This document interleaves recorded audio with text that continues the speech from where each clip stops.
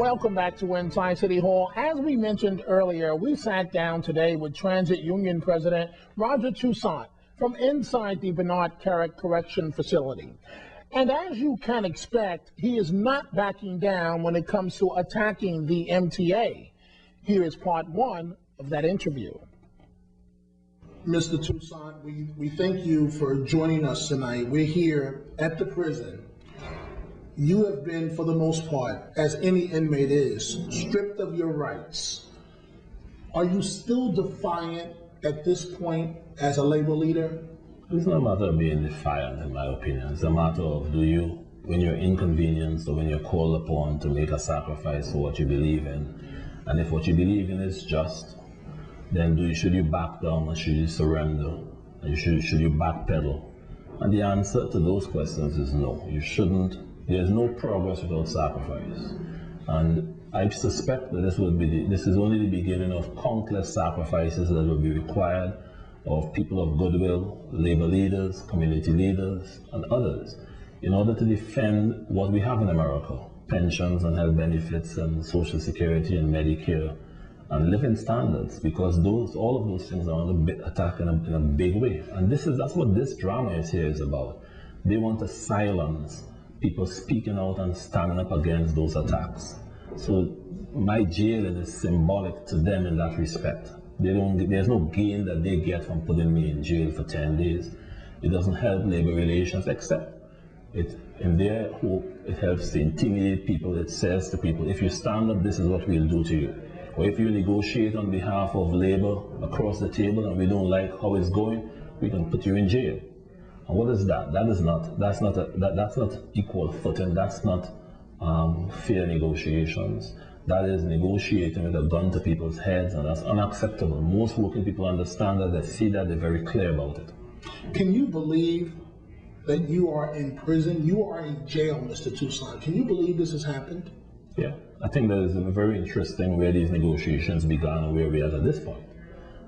That has spanned the spectrum of anybody's imagination.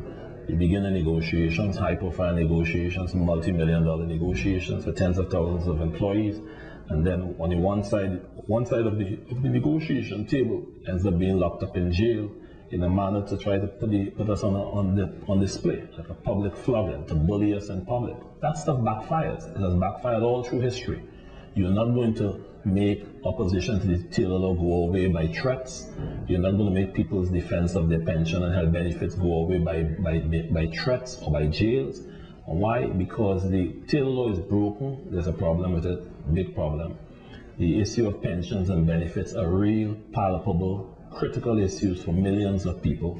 You're not going to get people to just turn their backs and walk away from legitimate, just issues. You've got to deal with that. You can't close your eyes. If it doesn't go away because you close your eyes or because you begin issuing threats and jail sentences and so forth. In fact, what may happen is that this may be the beginning of a turnaround. More and more people are outraged by they're using their power, their courts, to just enforce silence while they get away with outrageous conduct, both the MTA as well as the state government. How is life for you here in jail? Well, actually, it's not as bad as most people think. Not that this is any place that anyone would want to be, because you're confined. You don't have control of your movements. There's scheduled lockdowns where you are confined to your cell, and there are times when you mix with the population in your unit. You have to share certain facilities such as a shower.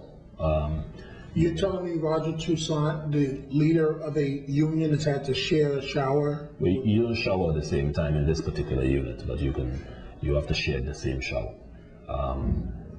But so apart from the inconveniences, this is and of course the prison food is not exactly my preference. I come from the more spicy persuasion. But, well, what have you had to eat while you've been here in jail?